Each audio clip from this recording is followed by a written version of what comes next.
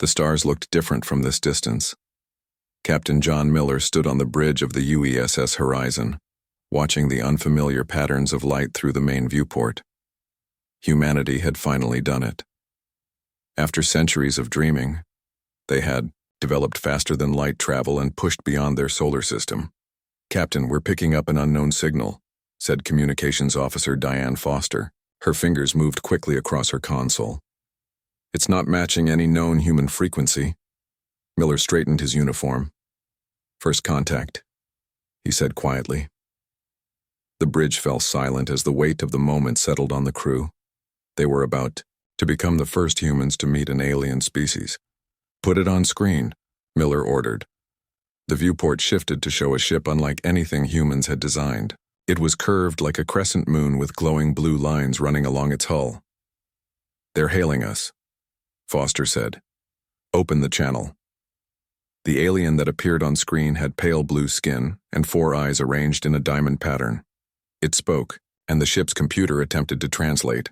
"Human vessel, this is Commander Zex of the Zentari Exploration Fleet. You have entered our territory." Miller swallowed hard. The Horizon wasn't supposed to be in anyone's territory. They were in what humans had thought was unclaimed space. "This is Captain John Miller of the United Earth Spaceship Horizon. We apologize for any trespass. We are peaceful explorers from Earth." The alien's upper eyes narrowed. "Your technology is impressive for such a young species. Power down your engines and prepare for boarding. We will examine your vessel." Lieutenant Eric Wade shifted uncomfortably at the tactical station. "Captain, they're scanning us. Deep scans into our ship systems." Miller shook his head. "Commander Zex, with respect, we cannot allow boarding without proper diplomatic protocols." The alien made a sound like stones grinding together. "You misunderstand. This was not a request." The view screen went dark. "They've cut communication," Foster said.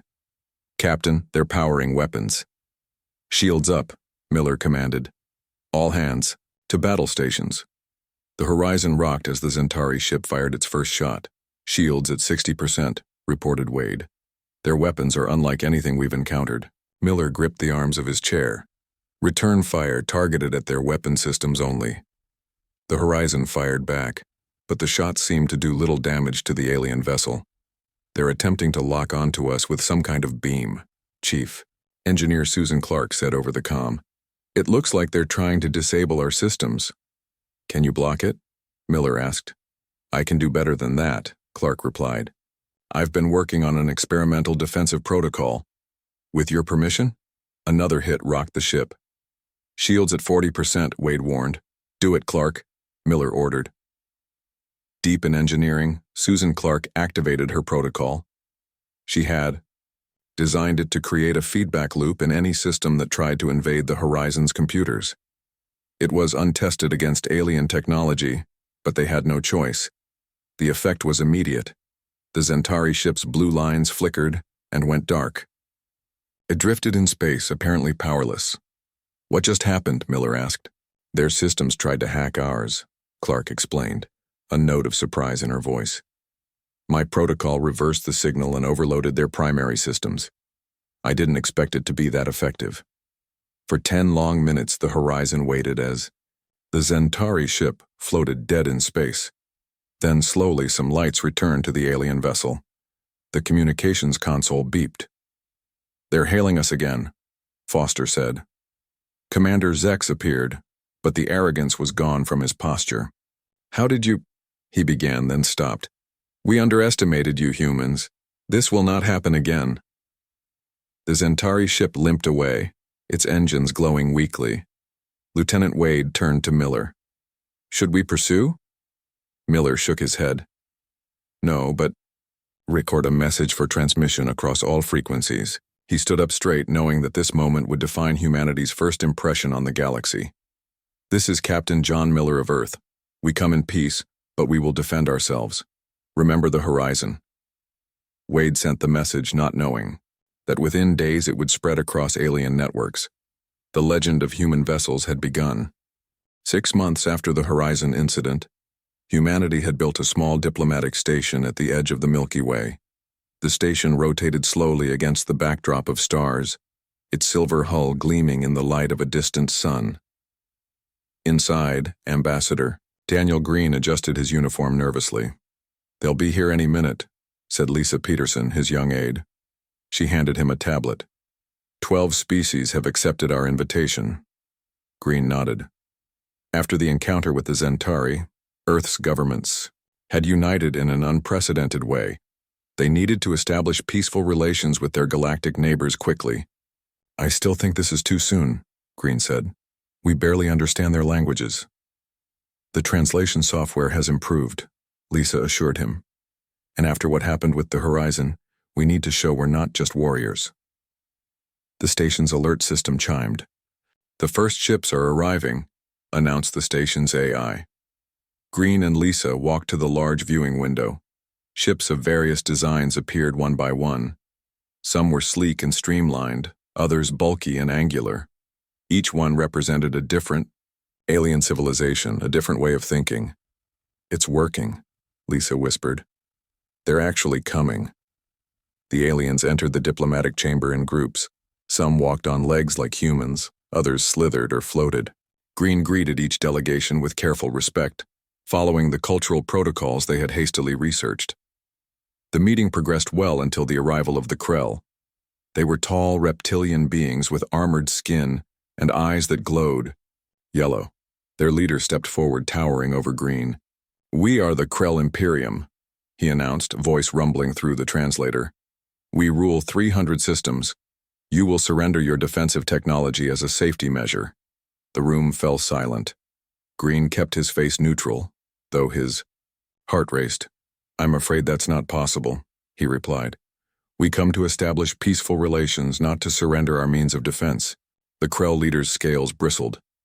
"Your species is too young to possess such power. The incident with the Zentari proves you are dangerous." "We defended ourselves," Green countered, "as is our right." "You have no rights here," the Krell hissed. 6 of its warriors moved forward, weapons appearing in their clawed hands. Mary Grant, the station's communication officer, reacted quickly. She pressed a button on her wrist device, broadcasting on all frequencies. The alien delegations backed away as the Krell surrounded Green and Lisa. "Final warning," said the Krell leader. "Surrender your technology." Green stood his ground. "We will not." The Krell raised his weapon, but before he could fire, the station shook slightly. Outside the viewing window, 5 human ships appeared as if from nowhere. They had been waiting, cloaked, just out of sensor range. "This station is under the protection of Earth," came a voice over the communication system. "Krell forces, power down your weapons immediately," the Krell leader laughed. "Your ships are small, ours will crush them." 3 massive Krell warships decloaked, moving toward the human vessels. What happened next would be discussed in hushed tones across 3 galaxies for decades. The human ships moved with impossible speed and precision. They fired not at the Krell ships, but at specific points on their hulls. In less than 2 minutes, all 3 Krell warships hung disabled in space. Inside the station, the Krell warriors' weapons suddenly powered down. "What is this?" demanded their leader. "Targeted electromagnetic pulse," Green explained calmly. "Non-lethal, but effective." Security officers entered the chamber, escorting the Krell back to their shuttle. As they left, Green turned to the remaining alien delegations. "We come in peace," he said firmly. "But we draw a line here. Cross it, and you will regret it." Within days, news of the incident spread across the galaxy. Alien species began referring to the Green Line, a boundary that no wise being would cross. Human vessels, once ignored, were now given wide berth in space. The diplomats had shown that humans were not just capable defenders, but that they could win without bloodshed. Somehow, that was even more frightening. Frank Adams sat in the dimly lit research lab of the UESS Explorer, listening to alien chatter. As a science officer specializing in alien communications, he had spent weeks recording and translating messages from across the stars. What he heard made him uneasy. "Computer, play message cluster 5 again," he said. The speakers crackled with an alien voice. The humans disabled 3 warships in less than 2 minutes. They didn't even target life support systems. They could have killed everyone but chose not to. This is not mercy. This is a show of power, another voice responded. I heard their ships can become invisible. They could be anywhere, watching us. Frank sighed and rubbed his tired eyes. After the incidents with the Zentari and the Krell, rumors about human capabilities had spread rapidly across the 3 galaxies. Most of these rumors were wild exaggerations, but they were changing how aliens viewed humanity. Officer Adams, called the ship's AI. Captain Martinez requests your presence on the bridge. Frank found Captain Olivia Martinez studying a star chart. The explorer was mapping unexplored regions of space near the border between the Milky Way and Andromeda galaxies. You asked for me, Captain? Martinez nodded. We're picking up a distress signal. Proxian vessel under attack by pirates. Your thoughts? Frank considered. The Proxians were a peaceful trading species that had been friendly to humans. We should help them, he said.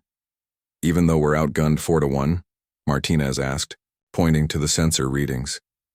If we don't, everything we've been trying to prove about human intentions will be questioned. Martinez smiled. I agree. Battle stations. The explorer changed course, accelerating toward the pirate ships that surrounded the Proxian vessel. The pirates flew ships cobbled together from stolen technology, making them unpredictable and dangerous. They're hailing us, said the communications officer. On screen, Martinez ordered. A rough-looking alien appeared, skin gray and leathery. Human vessel, this is not your concern. Leave now. This is Captain Olivia Martinez of the UESS Explorer. Release the Proxian ship immediately. The pirate laughed. You are 1 ship. We are 4. Your math skills need work, human. Martinez smiled. Thinly. So do your survival skills. Last warning. The pirate ended the transmission. The 4 pirate vessels turned toward the explorer, weapons charging. Tactical report, Martinez commanded. Their ships are heavily armed but have poor shields, replied the tactical officer. They're spreading out to surround us. Martinez nodded. Prepare for the Rivera maneuver. The crew moved with practiced efficiency. The Explorer suddenly cut its engines, allowing momentum to carry it forward while it rotated on its axis. As the pirate ships closed in, the Explorer fired precision shots at each ship's weapon systems. 2 pirate vessels lost weapons immediately. The Explorer then accelerated straight toward the largest ship, passing so close that the pirates panicked and veered away, colliding with the 4th ship. In less than 3 minutes, all 4 pirate vessels were disabled, floating helplessly in space. Secure the pirates and free the Proxian vessel, Martinez ordered. What no one on the Explorer realized was that the Proxians had recorded the entire battle. The footage spread quickly across alien networks, along with the message, "Human vessels carry death." Days later, in a secret meeting room on a distant planet, intelligence officers from 7 species gathered to discuss the human problem. They must have been engineered by an ancient species, suggested one officer. No natural evolution could produce such warriors. Perhaps they are the ancient species we've all feared would return, said another. A third officer placed a data chip on the table. Whatever they are, we need to learn more. I propose a test of their capabilities. They all nodded in agreement, not realizing they were about to make a grave mistake. The myth of human invincibility was growing, and soon they would help it grow even more. The message arrived at Earth Central Command with great ceremony. The Galactic Alliance, a powerful coalition of 7 major species, had invited humanity to join their ranks. It was an honor that few young spacefaring races received. Security. Chief Paul Johnson read the invitation for the 5th time in his office. Something felt wrong. Computer, show me all data on Alliance membership protocols, he said. The screen filled with information. Every new member had to pass certain tests. Most were diplomatic or economic. But one line caught Johnson's attention. Military capability assessment required. Johnson called an emergency meeting with Fleet Command. They want us to prove ourselves in a combat exercise, he explained to the gathered officers. 5 ships against a simulated threat. Admiral Rita Spencer frowned. This soon after the incidents with the Zentari, Krell, and those pirates? They're not testing us. They're studying us. Exactly, Johnson agreed. This is reconnaissance disguised as a welcome party. But we can't refuse, said another officer. It would look like weakness or hostility. After hours of debate, they decided to accept the invitation but to prepare carefully. Captain Kevin Taylor was selected to lead the mission. His ship, the UESS Defender, along with 4 smaller vessels, would participate in the Alliance's test. The 5 human ships arrived at the designated coordinates in neutral space. Representatives from the Alliance welcomed them from a large observation vessel. Captain Taylor, said the Alliance diplomat, a tall being with silver skin. We are pleased you accepted our invitation. The test is simple. Defend yourselves against a simulated attack from unmanned drones. Taylor nodded politely. We're ready when you are.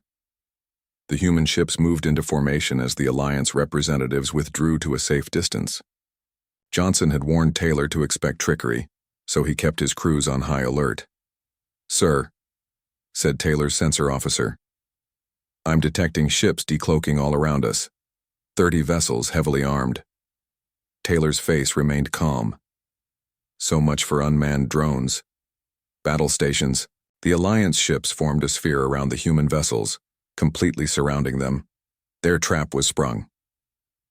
Human Captain, came a transmission from the lead Alliance ship. Do not be alarmed. This is merely a more realistic test of your capabilities. Taylor smiled grimly. Of course it is. All ships, prepare for the Taylor maneuver. The Alliance had expected the humans to either surrender or fight conventionally. They were prepared for both scenarios. What they were not prepared for was what happened next. The 5 human ships suddenly accelerated to maximum speed in 5 different directions. The Alliance ships fired, but the humans had timed their movements perfectly to slip through gaps in the firing pattern. Then, instead of escaping, the human vessels looped back and targeted specific systems on the Alliance ships. They didn't aim for weapons or life support. Instead, they targeted navigation and communication systems with precise measured shots. Within minutes, 20 of the 30 Alliance ships were spinning out of control, unable to coordinate with each other. The remaining 10 tried to regroup, but the human ships were too fast, too precise in their attacks. What is this? Demanded the Alliance commander, as his ship's systems failed one by one. It's called fighting dirty, Taylor replied over the comm. You set a trap, we sprung it on you instead. When it was over, all 30 Alliance ships were disabled but intact. Not a single life had been lost, but the Alliance fleet would need days to repair their systems. As the human ships prepared to leave, Taylor sent one final message. We appreciate the invitation to join the Alliance, but we must respectfully decline. We prefer honest partners. News of what people now called the Taylor maneuver spread quickly through the 3 galaxies. The Alliance, embarrassed by their failed trap, withdrew their invitation. Yet strangely, human diplomatic standing improved. Species that had been wary now sought trade agreements. The Alliance members themselves, once they recovered from their humiliation, treated human representatives with new respect. Fear, it seemed, was a powerful diplomatic tool. And the fear of human vessels was growing by the day. Dr. Linda Howard stared at the test results on her screen. After 3 years of research, she had finally done it. The quantum shielding project was a success. Computer, run the simulation again, she said, barely able to contain her excitement. The screen showed a virtual ship being hit by energy weapons. Instead of absorbing or deflecting the attack, the new shields captured the energy and redirected it. It was like turning an enemy's strength against them. Linda called her supervisor. It works. The quantum shield works. 2 weeks later, the new technology was being installed on the UESS Venture for field testing. Engineer William Scott supervised the installation, checking every connection personally. Be careful with that, he told his team as they connected the main power coupling. If this works the way Dr. Howard claims, it will change everything. The Venture was a research vessel, not designed for combat. But with tensions still high after the Alliance incident, all human ships needed better protection. The quantum shield was the perfect solution. Defensive, not offensive. Captain Alice Burton gathered her crew on the bridge. Our mission is to test the new shields in the Tau Ceti system. It's supposed to be uninhabited, so we should have privacy. The venture departed Earth the next day. The journey to Tau Ceti was uneventful, but when they arrived, sensors detected an anomaly. "Captain, there's a space station hidden behind the fourth planet," reported the sensor officer. "It's not on any of our charts." Burton frowned. "Whose is it?" "Unknown, but I'm detecting human life signs. Prisoners, maybe?" Further scans revealed the truth. Viridian pirates had built a secret base and were holding human scientists captive. The pirates were forcing them to develop new technologies. "We need to rescue those people," Burton said, "but the Venture isn't a warship." William Scott stepped forward. "Maybe we don't need to be.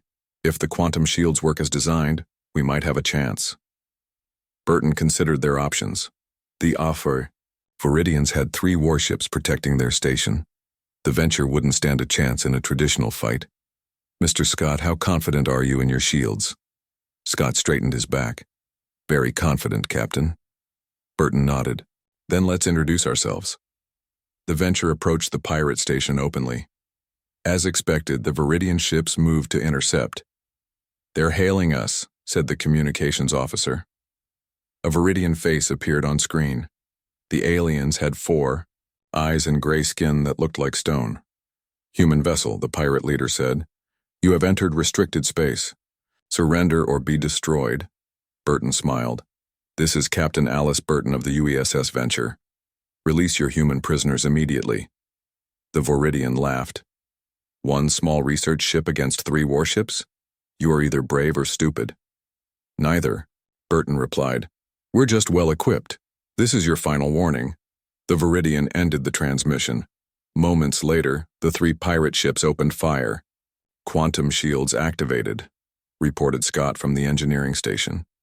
The energy weapons hit the Venture, but instead of damaging the ship, the shields glowed brightly. The energy seemed to flow around the hull, gathering at the forward emitters. "Shields at 120% capacity," Scott said in amazement. "The system is working even better than expected.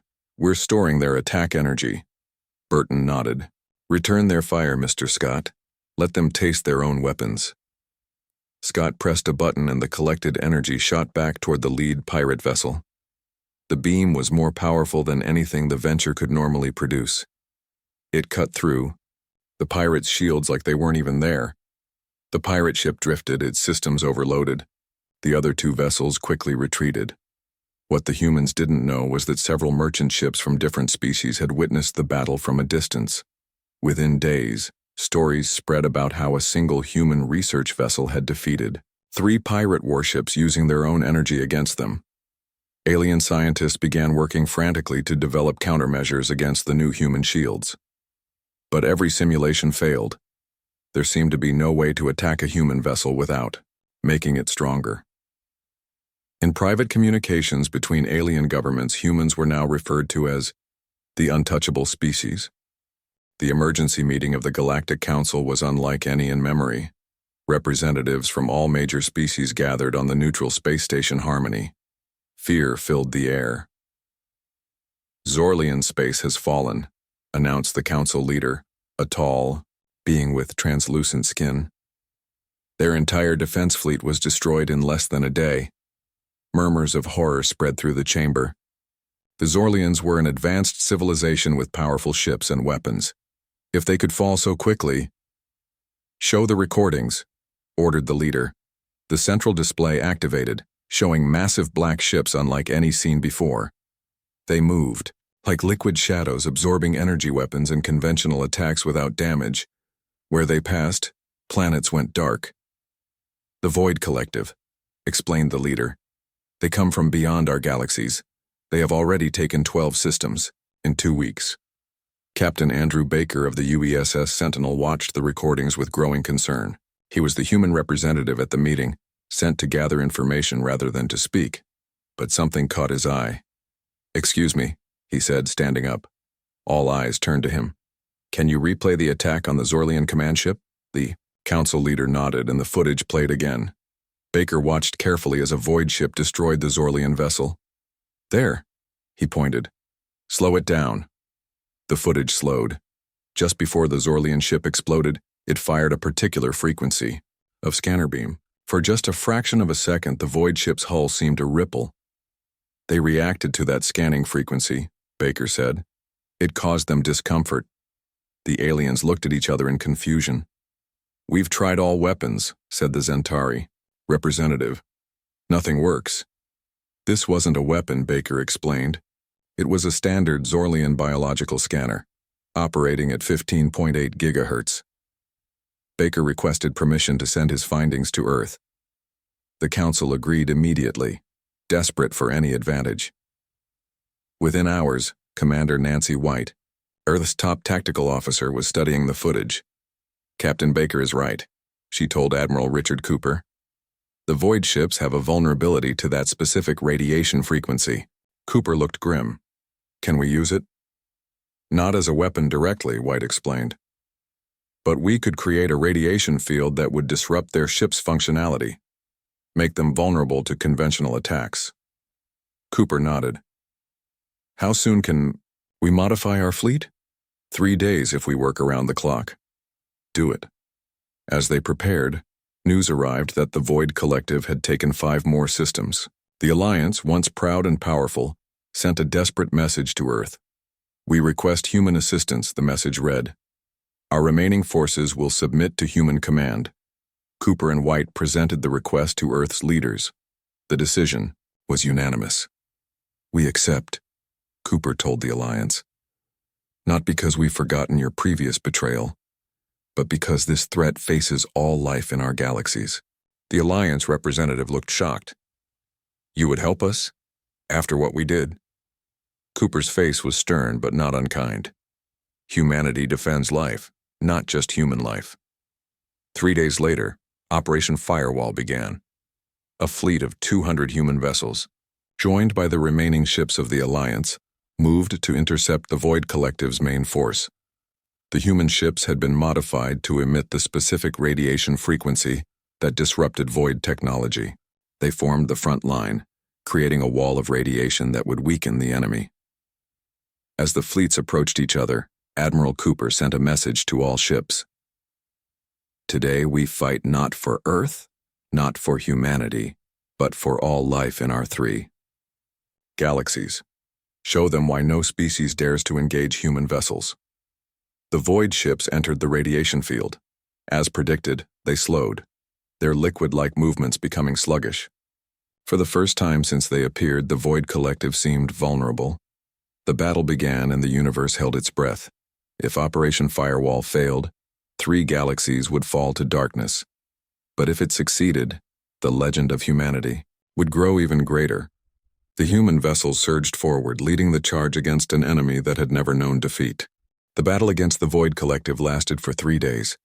Human vessels led each attack, their radiation fields weakening the enemy ships enough for the Alliance forces to damage them. But victory came at a great cost. 67 human ships were lost. The Alliance lost more than twice that number. The final push came when Admiral Cooper realized something important. "The Void ships keep coming from the same direction," he told his officers. "They must have a stable entry point, a rift between their space and ours." Captain Karen Nelson of the UESS Dauntless studied the battle maps. "Here," she pointed to an area of empty space. "All attack waves originate from this region." Cooper nodded.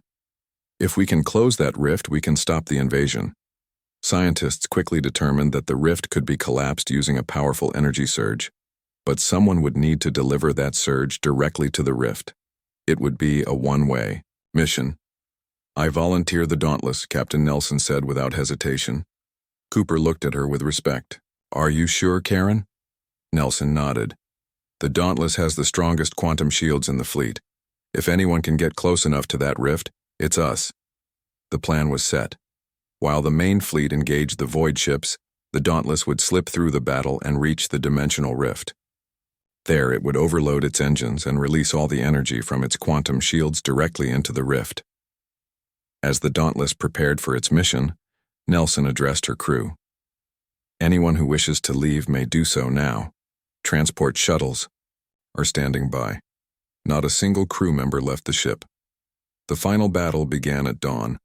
Human and Alliance ships attacked the Void Fleet with everything they had. The Dauntless used the chaos as cover, speeding toward the invisible rift.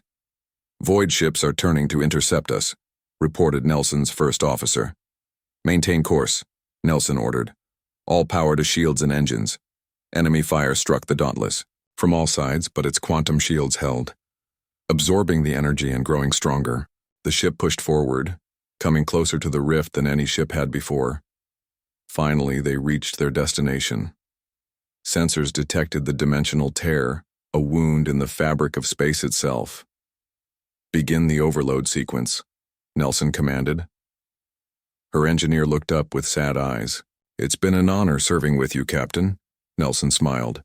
"The honor was mine, for Earth and for all life." The Dauntless's engines began to glow as they built toward critical mass. The quantum shields pulsed with stored energy. Just before the end, Nelson sent a final message to the fleet. "The rift will close. Complete the mission. Remember us." The Dauntless exploded in a burst of light so bright it was visible across the battlefield. The energy surged into the dimensional rift, causing it to collapse in on itself. The remaining Void ships, cut off from their home dimension, became disorganized and were quickly destroyed. Operation Firewall was a success, but at a terrible price. In the days that followed, the three galaxies mourned alongside humanity. The Alliance, the Zentari, even the Krell paid tribute to the brave crew of the Dauntless. The Galactic Council called a special session. For the first time in its history, the council chamber observed a moment of silence for fallen warriors. Then, in a unanimous vote, they approved the construction of a monument to human bravery. It would stand at the center of council space, a reminder of sacrifice and courage. Michelle Garcia, Earth's chief diplomat, used this moment of unity to negotiate the Three Galaxies Accord. The new treaty established rules of engagement between all spacefaring species and included one specific clause: no vessel shall engage a human ship without direct provocation. The accord was signed by every major species, including those who had once been enemies of humanity. Meanwhile, alien scholars began to study human history with new interest. They were shocked by what they found: centuries of conflict, war, and violence. Their home world forged them in fire, and wrote one alien anthropologist. Earth was so harsh that only warriors could survive there. No wonder they fight as they do. The question is not why humans are such formidable opponents, but how they learned mercy at all. 20 years had passed since Operation Firewall and the signing of the Three Galaxies Accord. Human vessels now patrolled trade routes across all three galaxies, ensuring peace and safety for all species. Commander Stephen Mills walked through the busy market on Centauri Station.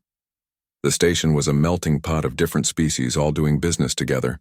He noticed how aliens moved aside when they saw his uniform, their eyes showing a mix of respect and fear. Mills had joined Earth Fleet after hearing stories about the Dauntless and its brave sacrifice. But in his 10 years of service, he had never fired a weapon in combat. No one dared to challenge human ships anymore. "Commander Mills," his communication device buzzed. "Report to the Guardian immediately." The UESS Guardian was the flagship of the patrol fleet, commanded by Captain Laura Hughes. Mills found her in the ship's intelligence center studying reports. "We have a problem," Hughes said. "Someone is selling fake human ship identification markers on the black market." Mills frowned. "Pirates?" Hughes nodded. "They're disguising their ships as human vessels to scare off potential targets. It's working too well. 3 trade convoys have been raided in the past month." "That hurts our reputation," Mills said. "What are our orders?" "Find the source and shut it down," Hughes replied. "The Guardian will be your command for this mission." Mills and his team spent weeks tracking the fake IDs. Their search led them to an abandoned mining facility in the Triangulum Galaxy. As they approached, sensors detected a large vessel hiding behind the facility. It's a Krell warship, reported the sensor officer. One of their older models. Mills was confused. The Krell had signed the accord. Why would they be involved in selling fake human IDs? The answer came when they scanned the ship more carefully. It wasn't a military vessel anymore. It had been converted into a smuggling ship by pirates who had stolen it years ago. They're using old Krell tech to manufacture the fake IDs, Mills explained to Captain Hughes. We should move in and... An alarm cut him off. Emergency signal from Sector 14, called the communications officer. A Zentari science vessel is caught in a solar flare. Their shields are failing. Hughes checked the map. That's 2 hours away at maximum speed. But the smugglers... We'll have to wait, Hughes decided. Those scientists will die without help. Though, Guardian changed course, pushing its engines to the limit. They arrived just as the Zentari vessel's shields collapsed.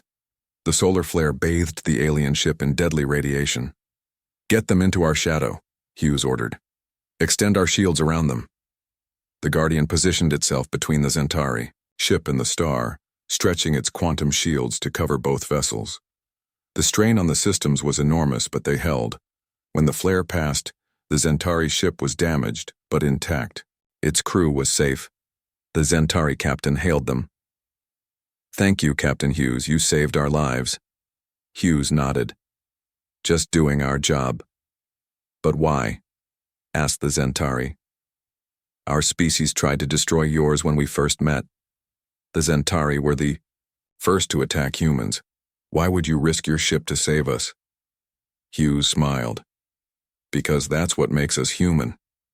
Later, as the Guardian escorted the Zentari ship to a repair station, Mills joined Hughes on the observation deck. Did you mean what you said to the Zentari, Captain? He asked. Hughes looked out at the stars. Every word. Humans could have ruled these galaxies through fear after the Void War. Instead, we chose to protect. That's why no species dares to engage human vessels now. Not because they fear our weapons, but because they would have to face their own shame. On a distant planet in the Grand Hall of the newly built Academy of Galactic Studies, a veteran alien scholar addressed his students. Today we begin our study of humanity, he said. You will learn why no species in 3 galaxies dares to engage human vessels. Many think it is because of their advanced technology or their fighting skills. These things are true, but incomplete. The scholar activated a display showing the UESS Guardian extending its shields to protect the Zentari ship. No species dares to engage human vessels not because they fear human vengeance, but because they cannot bear to face human mercy. In the crucible of their violent history, humans forged not just weapons, but compassion. They fight not because they love war, but because they love peace enough to defend it. He looked at his students with solemn eyes. Remember this lesson well. The humans protect us all now, not as conquerors, but as guardians. And that is why we dare not engage them, not out of fear, but out of respect.